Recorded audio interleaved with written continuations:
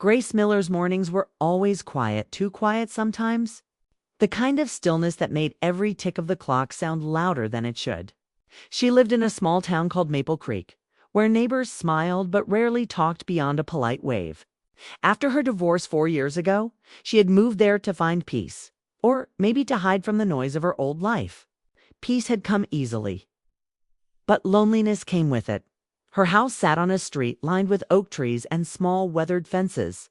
It wasn't fancy, but it felt like her own world, one she controlled. Every morning she brewed her coffee, stood by the kitchen window, and looked outside.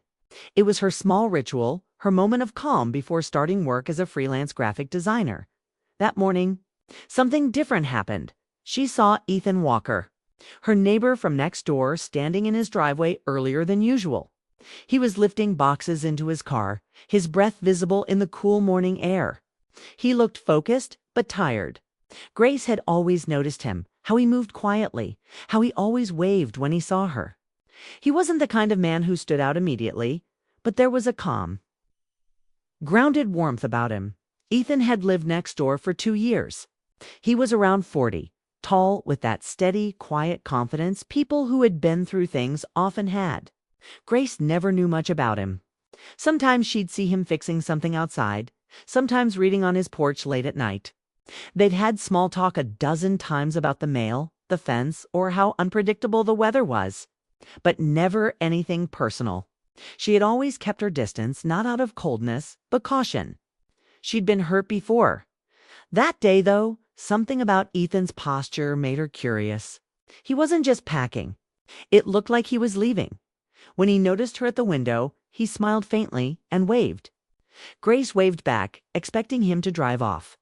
But instead, he paused, looked down for a moment as if deciding something, and started walking toward her house. Grace felt her chest tighten. He never came over uninvited. She quickly placed her mug down and opened the front door just as he reached the porch. "Morning," she said, trying to sound casual even though her voice caught slightly. "Morning," Ethan replied, his tone quiet but steady. "Sorry for showing up out of the blue. I just needed to talk to you." Grace frowned softly. "Is everything okay?" Ethan hesitated, his eyes flicking to the side before meeting hers again. "Yeah, I just didn't want to leave without saying something." "Leave," she repeated, surprised. "You're moving?" He nodded slowly. "Yeah, I've been thinking about it for months. I've finally decided." Grace leaned against the doorframe. "Why, you've just finished all that work on your kitchen. You seemed settled here." He gave a small, sad smile. Sometimes people build things hoping it'll make them feel different inside. But it doesn't always work. His voice carried a kind of exhaustion that words couldn't hide. Grace studied him, the faint circles under his eyes, the way his hands rubbed together as if searching for calm. Something inside her softened. "I'm sorry," she said quietly. "I didn't know you were going through anything." He shrugged gently. "Most people don't. I'm good at hiding it." Then he looked at her again, really looked, and added, "But I didn't want to leave without saying this." Her heart picked up. Saying what? Ethan took a breath, his voice calm but trembling slightly at the edges. "You've been the one bright part of this neighborhood for me. You probably don't even realize it, but seeing you every morning, it's been something I've looked forward to." Grace blinked, caught off guard. "Ethan." He smiled, embarrassed but sincere. "You don't have to say anything. I'm not trying to make this awkward. I just needed to be honest before I go. You've been kind without even trying to be. You'd wave when I was having bad days, bring my mail when it ended up in your box. Small things. But sometimes small things keep you going." For a moment, neither of them spoke. Grace's throat felt dry. She wanted to thank him, or maybe tell him how his quiet presence had made her feel less alone too. But the words wouldn't come. Ethan looked away, taking a small step back. "Anyway," he said softly, "that's all I wanted to say. I should get going before I lose my nerve." "Wait," Grace said quickly, before she even knew why. "Where are you going?" He smiled faintly. "Haven't decided yet. Maybe Portland. Maybe somewhere warmer. I just need a change." She wanted to tell him not to go, but she didn't. She just nodded, forcing a smile. Well, I hope you find what you're looking for. He looked at her one last time, the morning sun catching the sadness in his eyes. I hope you do too, he said quietly. Then he turned and walked back toward his car. Grace stood there, frozen, her hands trembling slightly. She didn't know why it hit her so hard. Maybe because he'd said what no one had said in years, that she mattered. Even in small ways. For the rest of the day, she couldn't focus. She kept glancing at his house through the window, watching as he loaded the last few boxes. Her chest felt heavy, like she was losing something she hadn't even realized she cared about. By late afternoon, the moving truck arrived. Grace watched from behind her curtains as the men carried out furniture and boxes. Ethan was talking with them, but every so often, he looked toward her window, not in expectation, but almost like he was saying goodbye silently. She thought about going over to help, or at least to wish him well. But something held her back. Fear, maybe. Fear of saying too much or too little. When the sun dipped low, painting the sky in orange light, Grace saw him lean against his car, arms crossed, looking toward her house one last time. Their eyes met through the distance. He gave a small nod, just like always, and smiled. She lifted her hand to wave, but her throat burned. The truck started, and just like that, he was gone. The street felt emptier than usual. The quiet that had once felt peaceful now seemed hollow. That night, Grace tried to distract herself by reading, but her mind kept replaying their conversation, the way he said, "You've been the bright part of this neighborhood." Those words lingered like a soft ache. Just as she was about to turn off her lamp, her phone buzzed. A message. Unknown number. Her pulse jumped when she opened it. It was Ethan. I left something for you on the porch. Please read it when you're ready. Grace stared at the screen, confusion and curiosity mixing inside her. She hadn't noticed anything when she came in earlier. She slipped on a sweater and opened her front door, her heart beating fast in the quiet night. There, on the small wooden table by her porch chair, was a folded envelope. Her name was written neatly across it. She picked it up, her fingers trembling slightly. For a moment, she stood under the dim porch light, wondering if she should open it now or wait until morning. The air was cool and still, the world so silent that even her breath sounded loud. Finally, she walked back inside, sat down at the kitchen table, and stared at the envelope. Whatever was inside. She knew it wasn't just a goodbye. It felt like the beginning of something she didn't see coming. Grace held the envelope for a long moment before opening it. The paper felt heavier than it looked, as if it carried more than just words. Her heart beat faster as she unfolded it, her eyes scanning the first lines written in Ethan's familiar, careful handwriting. Grace, if you're reading this, it means I've already left Maple Creek. I didn't want to leave without telling you something honest. Something it's cared to ignore for too long. She read slowly, her pulse steady but her hands shaking slightly. When I first moved here, I was a mess. I'd lost someone I loved, and I thought I could outrun the pain by starting over. This street, this house, the quiet, I thought it would heal me. But what actually helped was you. Grace swallowed hard. Her eyes moved quickly, afraid to stop. You didn't know it, but you became the one person I looked forward to seeing. Your kindness, your calm, the way you smiled even when you looked tired, it made this place feel human again. I used to tell myself you were just a friendly neighbor, but deep down I knew it was more. Her breath caught. Her chest ached in that confusing, bittersweet way that came when emotions ran too deep to name. I never wanted to make things uncomfortable between us, so I kept it to myself. But when I decided to leave, I realized silence would be worse than honesty. You deserve to know that you made a difference, that you reminded me what it feels like to care again. Grace stopped reading for a moment. The words blurred as her eyes filled with tears she hadn't felt coming. It wasn't just a confession. It was gratitude, longing, and regret all woven together. She continued reading. You once told me you moved here to find peace. I hope you have. But if there's ever a part of you that feels lonely, just know that someone out there remembers you as the reason he started believing in good things again. Take care of yourself. Grace. And if we ever cross paths again, I hope it won't be as neighbors, but as people who finally say everything they couldn't before. The letter ended there. No signature. Just white space that felt full of everything unsaid. Grace folded it carefully and sat back, staring out the window. The moonlight touched the street where Ethan used to park his car.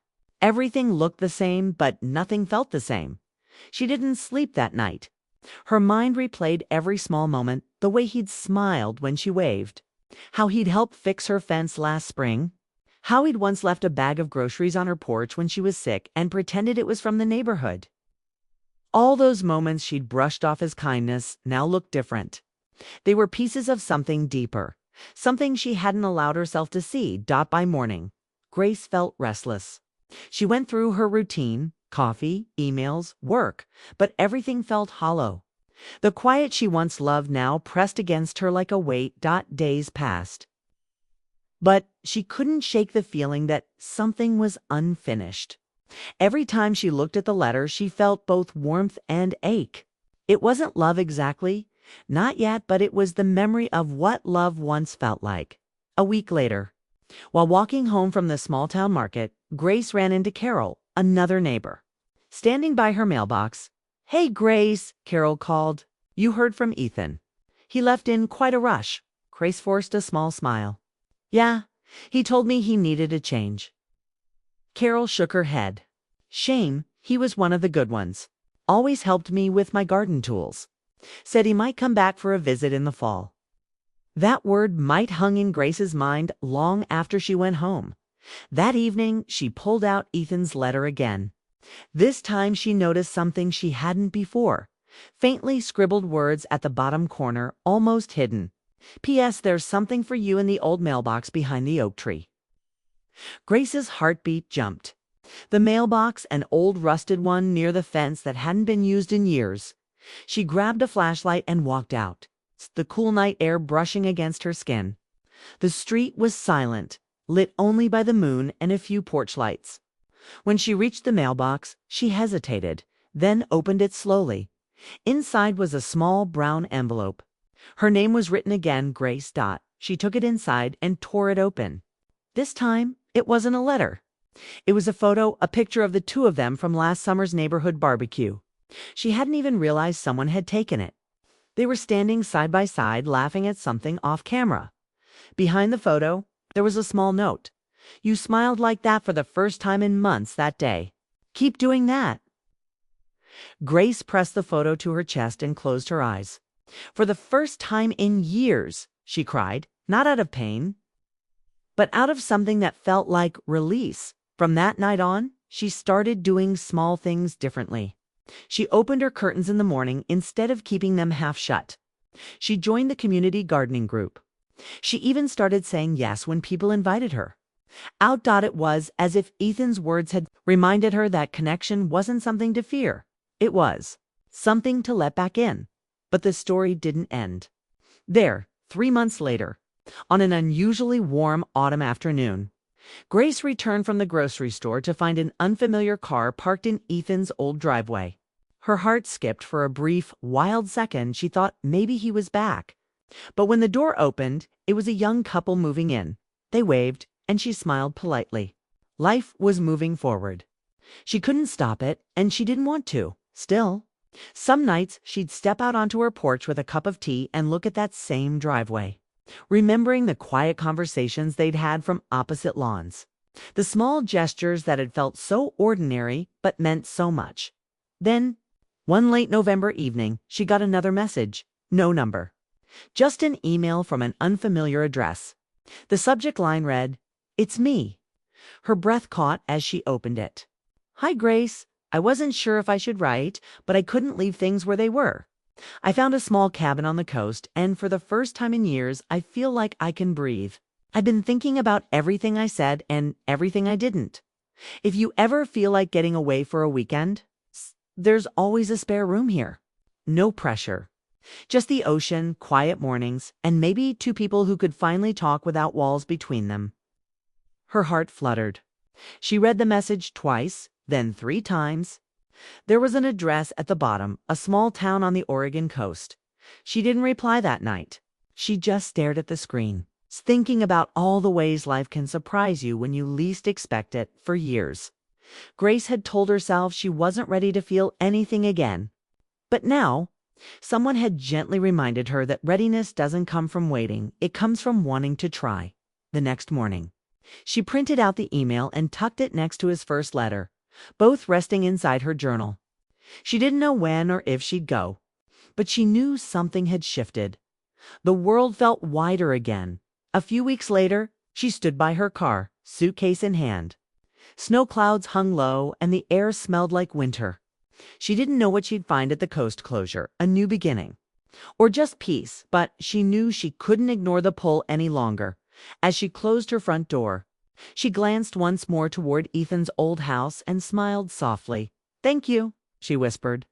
Then she got in her car, started the engine, and drove toward the unknown heart, steady eyes bright. Ready to see what waited at the end of that road? Grace drove for hours with the coast calling her name. The sky changed from pale gray to soft gold as the sun rose over winding roads. She hadn't told anyone where she was going, not even her sister, not her coworkers. This was something she needed to do alone. For months, Ethan's letter and email had stayed with her like an unfinished sentence, waiting for a final word. When she finally reached the coast, the air smelled of salt and pine. Waves broke against the shore in slow rhythm, as if the ocean itself was breathing. She parked near a small cabin tucked behind tall cedar trees. It was simple but beautiful, weathered wood, smoke curling gently from the chimney. Her heart pounded as she stepped out of the car. For a moment she stood still, unsure. Should she knock? Should she even be here? But then the door opened and Ethan appeared. He looked different, calmer, lighter, but still unmistakably him. His hair had grown longer and there was a small scar above his eyebrow she hadn't noticed before. But it was his smile that caught her, soft, surprised, and a little nervous. "Like hers, Grace," he said quietly, his voice almost lost to the wind. "Hi," she replied, clutching her coat. "I hope I'm not interrupting anything." He shook his head. "No, you're exactly on time." They stood there for a second that felt longer than it was, both trying to understand the moment. Then Ethan stepped aside, motioning her in. The cabin smelled of coffee and cedarwood. There were books stacked neatly by the window, a record player in the corner, and 2 mugs on the table as if he had been expecting her. "I wasn't sure you'd come," he said, pouring her some coffee. "I wasn't sure either," she admitted. "But your email, I couldn't stop thinking about it." Ethan smiled faintly. "Neither could I." They sat across from each other, both quiet, both unsure where to start. Grace looked around. "It's beautiful here," she said softly. "It's peaceful," he replied. "After everything, I needed that." Grace nodded. "Peace. I think we both chased it for too long." Ethan studied her face for a moment. "You look different," he said. "Lighter, somehow." She laughed quietly. "That might be the first compliment I've had in a while." "It's true," he said. "When I left, I was afraid I'd made things awkward. I didn't want my feelings to become your burden." Grace shook her head. "They weren't a burden. Your letter. It reminded me that someone saw me, really saw me for the first time in years." The air between them softened. It wasn't heavy or awkward anymore. It was warm, familiar. They walked outside and sat on the small porch overlooking the ocean. The sound of waves filled the silence that words didn't need to dot. Ethan finally spoke. "After my wife passed, I didn't think I'd ever feel anything again. I tried to rebuild my life, but everything felt empty. Then you moved in next door, always tending your garden, smiling at strangers. You made things feel normal again." Grace's throat tightened. "I didn't know what you were going through. You always seemed so steady." "I wasn't," he admitted. "But you helped more than you'll ever know." Grace looked at him. "I was lonely too, Ethan. I'd built walls without realizing it. You knocked on them without meaning to." He turned toward her, their eyes meeting for the first time in months. There was no tension, just understanding, like 2 people recognizing themselves in someone else. They talked for hours about loss, about healing, about how sometimes life gives second chances in quiet ways. When the sun began to set, the sky turned soft orange, reflecting off the waves. Grace felt something she hadn't in years, peace mixed with possibility. At one point, Ethan stood up and said, "Come with me." He led her down to the shore. The sand was cool under their feet. He pointed toward the horizon. "That's where I walk every morning.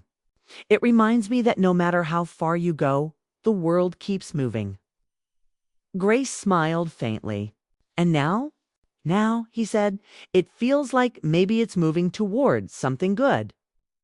They walked along the waterline, the wind tangling her hair, his hand occasionally brushing against hers. The closeness felt natural, not forced, not hurried. It wasn't about romance yet. It was about understanding. Two souls finding comfort in each other's quiet. As night fell, they sat by a small fire outside the cabin. Ethan poured them both tea this time. The sound of the ocean was a steady backdrop to the soft crackle of wood. "I don't know what this is," Grace said, honestly. "I just know it feels right." Ethan nodded. "That's enough for me." She looked at him, his face lit by firelight, and felt something shift inside her, something gentle, steady, and real. Later that night, she stayed in the spare room he'd mentioned in his email. It was simple, clean sheets, the faint smell of pine, a window that framed the moonlit waves.